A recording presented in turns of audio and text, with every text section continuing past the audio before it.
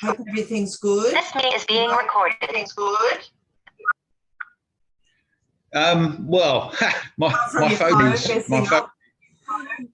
needs something. That's usually fairly difficult because I tend to use it wherever I am, and I can't, so I have to be at my desk now. Oh, what a pity. Did you drop it, or did you drop your phone? No, it's been slightly on the blink for a couple of months, which I put down to, like you can put I don't know what you call it, a front on the front of the phone. Oh yes, just to protect the phone. Yeah. Yeah, I can't remember what it's called. But you can put that on, and I'm not sure it's gone on particularly well. I tried to make it flat. Yes. But I think maybe there's some air bubbles or something in there, and it's been a little bit temperamental. So I might have to take that off. Yeah. And maybe I can go to a shop maybe, and they'll put it on for me and do it better than I will. Sure. That'll be good. Yeah, so it would be. I've been trying to get some proposals, more in a complete state, but having a couple of other people jump on board to ask for training, and a lot of phone calls, a lot of connections, a lot of people contacting me from the internet affiliates group, so they've added my number, and I don't know who they are. I'm wondering whether I should change my number now. Oh gosh. Anyway, we want people to be able to introduce themselves properly. Yeah. And if they're able to introduce themselves, that's going to help everyone, because we're all going to be on a level playing field, understanding who we are, what we're doing, where we're doing it, who we're helping, and what kind of things we want to try and do next. They're all kind of standard questions. But what I've understood, I think, over the past 3 months, kind of largely working with Elsa, is our expectations are actually quite high. And the standard of education, certainly in rural Africa, I can't speak for cities, it's not that kind of level. So teaching is quite basic, I think, in rural African schools, and we almost have to start from first principles. If we start from first principles, that's what about the 2 courses that we've designed, is to go look at first principles. Let's all get on to that same level, so that we can have these conversations, subsequently that we want to. Absolutely, yeah. Some of them have got different names on Facebook, what they've got on WhatsApp. So it has caused a little confusion, but it's just so many people, because they can connect with, even we can connect with everybody now that has a smartphone and apps. It just opens up the doors to more requests, and I must admit sometimes it's a bit distracting, but I'm trying my best to switch all that off and not answer until I finish what I'm doing first. Prioritising is a big thing for me, right? But I'm sort of learning more about the DAOs, and James McGee actually sent me some coins, evergreen coins, and I have them now in my account, but I've now got to work out how to sell them into a Litecoin, to sell them for Litecoin and then withdraw it to pass on to guys in Kakuma so they can use it for their data. So I'm stuck with that a bit. But I had a nice chat with Elsa last week on the phone, and she was able to update me and let me know what she does. So very interesting, kind of educational training that she does. It's a new thing to me, so it was nice to hear more about that. But she obviously has many issues in her private life that she needs to attend to, and that's perfectly understandable. That's why she's sort of backed away. But I'm feeling a little bit like that at the moment. The situation here, a couple of things with the floods and, you know, just preparing for new work. So everybody's got to pay their bills and look after their family. So that's all good. But what have you been up to? You've been busy with, what have you been up to? You've been looking at different ways that we can assist people with fundraising. I know you've been busy. You always are. I want to pick up on a couple of points there, if I may, kind of in part in answer also to your second question. Yes. I think one of the things that I tend to focus on is what's often called onboarding. Right. So one of the benefits of the training that Els comes with, as I've referred to, apart from being onto a level playing field, is it kind of provides a service to people who kind of want to kind of deliver training, but they don't necessarily want to go through the validation process called who is this person? You know, are they who they say they are? Are they just going to ask for money all the time? Yeah. Those kinds of questions. And I think Africans don't necessarily see the benefit of that. I'm not so sure many Westerners also see benefits of that. But there is a benefit because it's a job that some people typically don't really want to do. But I think it's something that we can do, resourcing it to a different question. So I can get to a point where I can use the materials that we've got, ask Africans we come into contact with, sort of go through that process. The end of that process, what we want is a video in a WhatsApp format where people can say, this is me, this is what I do, this is who I do it for, this is where I do it, and this is what we want to do. So it might even be, you know, what are the things stopping us from doing that? It's a simple format, but getting the message across is surprisingly harder than we might think. But that's a good process. It's actually a good process for everybody else coming behind to say, okay, who's this person? Let me go and have a look at his YouTube library. And you can have a look at which we try to get them to keep the videos short, but sometimes they get bigger. Yeah. Not an easy process. You know, not everybody's good at and packaging. 100%. I think educators really understand that. In general, because you can package, you know, and fit it into a time scale. So that's interesting, but not widely known, I think, outside education. So there's a bit of education outside education for people, you know, to understand about packaging. Yes. That packaging component to it. So websites. I think a website you can build all this content. Beautifully, but you know, now it's a matter of educating people how to build a website. But I don't think that that's too difficult, and some of the people that I have been working with have started building their little websites, because what the value of that is that you've got, you know, all the information, a little bit of writing, a little bit of, you know, some photographs, their logo, if they've got one, any reference to them being registered in NGO, and video which they can upload, which is more or less what Facebook is doing. You know, their pages, you know, I get invited to so many pages, groups, and they share their videos and everything there, but of course you've got to scroll through it all, and a lot of it is data. Whereas a home page is like a business page. You know, you can sell your idea, that's what, but it's not everybody that has access to that. And many people can't create a website on their phone.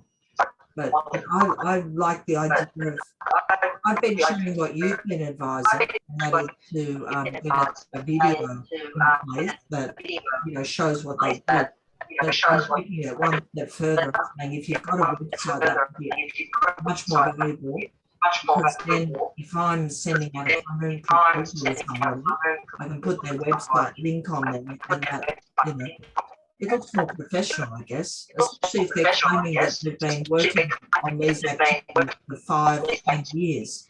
You know what I mean? Like, it's not just something they've just started. I don't know. Yeah, Think about I mean, I would look at it slightly. If you look at the difficulties involved in putting it together, there are a lot of people in the West who don't know how to put a website together. Yes. So in some way, it's a technical hurdle to give people that is difficult for them to overcome. That is magnified, I would say, tenfold in rural Africa. In terms of, will a video go out today? Yeah, absolutely. But if you can make a 5-minute video in 5 minutes, it's so easy to replace it. Yes. In terms of and you just go, well, the video's not relevant anymore. And that's so much easier. If you look at the amount of time and the cost involved in the website together, it can be more professional, but actually they can also be very, very amateur. Videos, the cycle, the refresh cycle is faster. Right. So, I'm Yeah, that's true. area of people. I'm area of people in some senses selling websites. Because I think, well, it's actually not a straightforward process. Changing a website is also very difficult. It's not a quick process. There's a group of Western people I'm working with, and I'm saying, what about social media? What about social media? What about social media? And they're going, no, we want to build a website. And I'm going, well, look, okay. And they've been 6 months building a website. So It's a bit of a folly. It's something of a folly, I think, in some cases. If you've got lots of resources, I was going to say, if you've got lots of resources, fine. And you've got like a large organisation, fine. But for small businesses, I question whether it's a useful way to spend time and money. Okay. Yes and no, I think. I think from the groups that have set up their websites, some of them are in the refugee camp, and they're actually quite well done. I think it's because a lot of them are from the younger generation, are very good at technology. But they obviously have laptops. They're actually quite good. My question is, with a video, how would you present that in a document? Would it be a YouTube link, or like, if I was to write a funding proposal, for example, and I'm asking for funding for a particular group, how do I would I just embed a YouTube video, or what do you suggest for that? So that's certainly a possibility. Proposals is a very interesting area, and in particular it's an interesting area because a lot of the crypto communities have started to look at this. They have particular websites for proposals. Right. Some of them are more external and available for community to vote on, and indeed offer funding. Right. There's one in particular called Gitcoin that is extremely well known. Some of the proposals are more internal, and therefore there's kind of like a different place to have those proposals. So it's not widespread across the whole crypto community that people see that proposals are essential, as I believe that they are. Now, that's just my personal view, but I think I haven't heard other people necessarily disagree with that. It's just that they haven't gone as far down the road as saying, right, okay, we actually need to make proposals central in the crypto community we're in. So I think there's an evolutionary thing going on there. But a good proposal, I've seen one of your proposals, and what I also want to say about that is different communities will respond differently to different types of proposals. Yeah. So we're talking about different types of proposals. I've seen other groups I'm in very, very good at producing white papers. Yes. But it's very hard to get from white papers something a lot more tangible. White paper is or can be very vague and very generic. Think about resources, for example, that are going to be needed, time scales. It's not the kind of document that I would look for if I was going to be in, let's say, a corporation. Now, corporations do a lot of things wrong. Don't get me wrong. I'm not a huge advocate of corporates. You know, I had half a business career because of corporate packages. I didn't have a full business career. You know, I should have retired by now, but that's not ever going to happen. Yeah. But you know, I'm not. You know, it's just the way corporates are. So crypto communities are saying, look, can we do things differently? And that probably includes proposals. Yeah. But one of the good things in corporates is they do a really darn good proposal structure. Right. You know, even investors have got a very, very solid proposal structure. And if you can adhere at least to the basics of their proposal structure, you can get investors' attention. If you produce a long white paper, there are people who don't get wrong, but there are people who don't. So, you know, we need different formats of proposal. Anyone does. And yeah, did I share you that pitch deck? Did I share with you that pitch deck? No, what is that? You said you were going to play it. Yeah. No, let me reshare it because the pitch deck deals with the essentials in a kind of like it's almost like a 10-slide fixed format. Okay. So you go through the 10-slide fixed format, you get to the end, you might add one slide if you're feeling essential about it, but it's a 10-slide format. At the end of which an investor will go, okay, I've got a good idea what this is. Now, the idea may not fly, but at least the structure is not getting in the way. Yes. Yeah. So I'll reshare that. I'll reshare that with you. All right. It's an old deck, but you know it's not about the content really. It's about the structure. Yeah.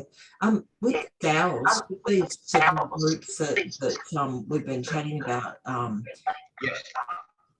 what do they require? Because I've just been looking at what DAOs are, looking at their websites, but what's the suitable structure to proposal to them or put forward an idea? Is there a structure? I tried to ask that question recently, and the answer I got was, hey man, I wanted to discuss the idea, not the structure. Okay, So, but how do you talk on the phone, or how do you discuss the idea? Well, there's a community approach where you can discuss in the community in an open way, which can be very helpful because in the startup world, you're really looking with an idea to get some immediate feedback before you go way down the road. You spend a lot of time, you spend a lot of energy, you spend a lot of money, you know, on something that is actually going to fly because the community is going, but we're not really interested. So the other thing I want to kind of share with you is that there are different sorts of DAOs. I've just literally over the weekend, I put a kind of, I'm not quite trying to describe it, but there's an ecosystem of, I've seen some of those DAOs and some of the parts of the ecosystem and put that together as a kind of a descriptor to show, you know, what kinds of different DAOs there are. Right. And I think I'll share that with you as well. So there's two things to share. To give you an idea about the diversity, there is a lot of diversity. It's very collaborative. There's a lot of sharing. People do DAO hopping.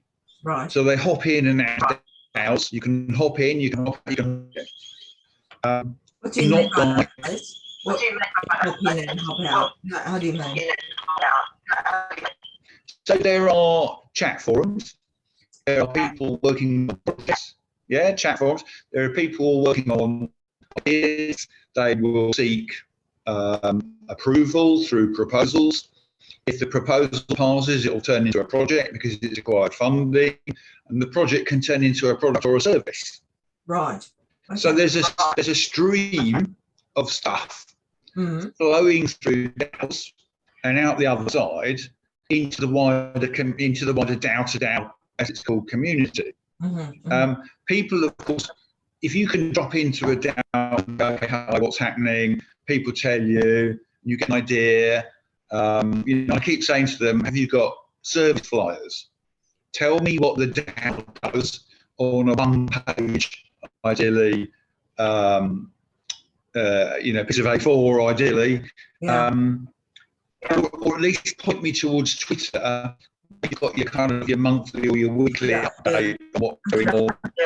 Yeah. There's such a lot going on. Is this where that lift would be suitable? You know how you were talking about a lift pitch, elevator pitch, just a short, actually, like a couple of lines of what you're looking at, what you do. Is that what that sort of thing you would? I think there's at least two levels.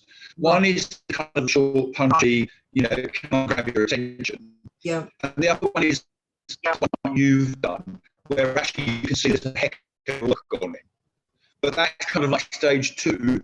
You know, and you might even get to a third stage traditionally where people say, yeah, and have you got a business plan?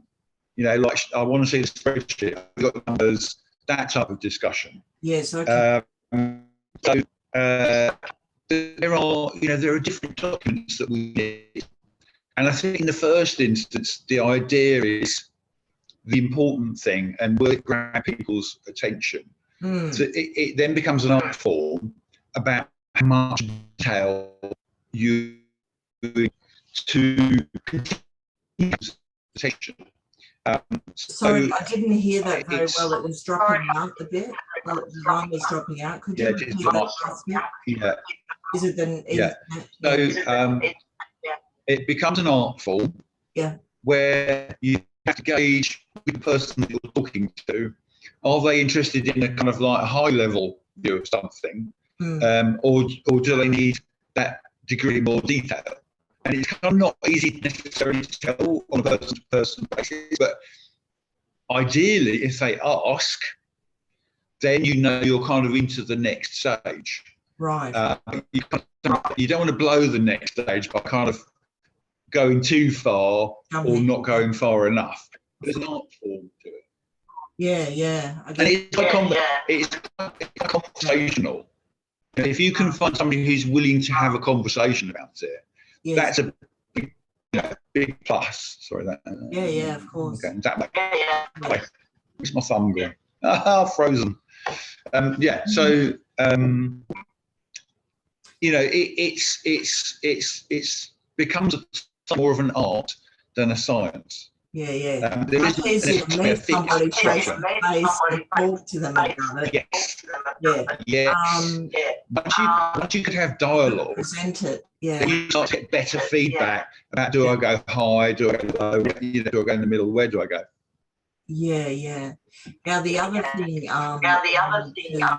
ask you in some, what do you think is a good way forward to approach people in the music, sports and film industry? What a contact in Nigeria, I'm working with training proposed training program with White. Now he's in the music and film, and he's a footballer as well. He's in the industry. He's got good contacts there. But how do we? Do you know anything about how to approach these people without scaring them off? I mean, who are we? What do we want? How do we present ourselves? So I do know that there's an interesting gateway now from the crypto community to do with NFTs, and I know that that's interesting to the music community. Yes. And it's interesting to the film community, because if you think about crowdfunding, NFT is a variety of crowdfunding. If you've got an NFT and you say, look, I want to sell the NFT for people who are interested in funding what we're doing, you've got this marketplace where people can go and say, look, I've just seen this really neat NFT, and they can tell their friends who are in the sector. I don't know about sports, but I do know that I also know some of the guys I'm talking to are good NFTs. I haven't yet gone to them with a proposition stroke proposal that they are interested in yet. I'm still working on my proposal. I think my proposal may be not as good as your proposals. But when you say NFT, sorry, just so I'm clear on NFT, because my daughter is a digital artist and she sells NFTs. Are you talking about a digital image that's valuable currency? Yeah. Music, I think images, like art? Yeah. So it can be static or it can be moving. Okay. And it's for Africa and the guys we're in touch with, because that's the common medium. So we can do a lot more with static pictures and video, because now we can turn them into NFTs, and they become they become an artifact. Oh, okay. They can have value, a digital value ascribed to them. And they've got the whole of the cryptocurrency. Are you able to share an example with me? An example of one of the NFTs? If you can, that would be great. Because yeah, awesome. Okay, we're breaking up a bit. Yeah, the line's not so good. The connection's not so great. Yeah. Let's continue communicating via chat and email, please. Anything you want to ask me? Oh, there was something you discussing about a lady in Kenya. You said that I try to find her cloud buddies. Yeah. It was in the printernet. Yeah. What was the question? Sorry, it's very broken at the moment. Yeah, look, I think the line. I'll just keep sending you messages if you don't mind. Yes. It's getting dark here, and we've had only a couple of few sunny days here, so I want to get back outside and continue working. But thanks so much for your time, Peter. And I'm a bit clearer on what I need to do and what I should be doing now. I'll keep going. Thank you so much. Do you want to send me the video? I'm sorry? Would you like to send me the video? The video? You mean the recording? Yeah, from the Zoom session.